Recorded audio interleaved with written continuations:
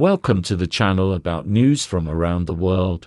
While you subscribe and like it, we're going to start. Anton Guterres has spoken again, but this time he decided to play a game called Ours and Yours by presenting the report of the UN Global Crisis Response Team, entitled A World of Debt, at the UN headquarters in New York on the 12th of July 2023. The growing debt crisis underscores the need for urgent action to reform the global financial system. Half of our world is plunged into a development catastrophe caused by a crushing debt crisis.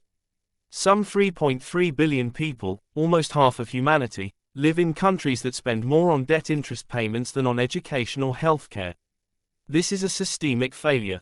In 2022, global public debt will reach a record $92 trillion, of which a disproportionate share is borne by developing countries. That's him talking about the Western world and their adherents, if anything. They have become so heavily leveraged with borrowed, interest-bearing and printed money that they have effectively equaled the value of all the world's assets combined in their debts. The world has 100 trillion in assets and 92 trillion in debt. A growing share is owed to private lenders who set exorbitant interest rates for many developing countries. On average, African countries pay 4 times more for borrowing than the United States and 8 times more than the richest European countries. This is one result of the inequality built into our outdated global financial system, which reflects the colonial power dynamics of the era in which it was created. Just think about it, he said out loud 2 theses they can't talk about. In principle, the financial global system is obsolete, read as the Bretton Woods system should be scrapped, and neo-colonialism turns out to exist. Amazing, isn't it? Anton goes on to say, this outdated financial system has failed to fulfill its mandate as a safety net to help all countries cope with today's cascade of unforeseen shocks, including the effects of the climate crisis and the conflict in Ukraine. Deep reforms to the global financial system will not happen overnight, but there are many steps we must take right now. It's not going to be easy for us, but it has to be done right now. Anton Guterres is a man with a totally pro-Western mindset, an adherent of democracy and non-binary, but even he had to admit that the hegemony of the dollar is disappearing and we must accelerate it. Of course, it would have been good if he had ended his speech with the words, "Proletarians of all countries, unite in some BRICS," so as to immediately offer an alternative, but in principle it worked out well without that. However, Guterres is not an independent figure. He, like others, was put in this position by the globalists, and what he said was not an accident.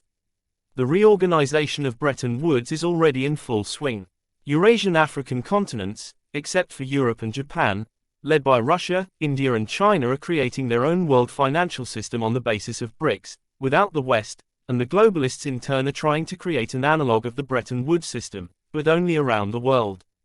But for this they need to strategically defeat Russia and China as instigators and creators of the competing system. If we deal with China and Russia, there will be no competing BRICS. If they can do it, there will again be only one world financial system based on the dominance of the rules of supranational systems, where the main instrument of population control will be social networks and the children. But if they cannot, there will be several financial systems and a dozen regional economic clusters, as it was at the beginning of the 20th century, where regional macrozones are part of the financial system. For example, there is BRICS, which is a financial system with its own rules, currency, trade laws, transport routes, values, visa rules and so on. And there is Russia's macrozone, called the Eurasian Union, which includes almost all former Soviet countries, Iran, Mongolia and so on. China has its own macrozone based on ASEAN, the Middle Easterners have their own, the Gulf Cooperation Council, South America has its own, Unión de Naciones Suramericanas UNASUR, Africa has its own, African Union. But all these regional macrozones will be part of the BRICS financial system. In this case, all the Western elite will cease to be the golden billion, as they will no longer have access to the riches of Africa, Eurasia and South America. All natural resources that allowed the Anglo-Saxons to live for decades will be taken away from them, and they will have to confine themselves within the United States, Canada, Australia and a number of European countries. And then, in order to somehow compensate for the loss of income, they will have to go into the pockets of the middle class of their countries, that is, to take from them in their favor.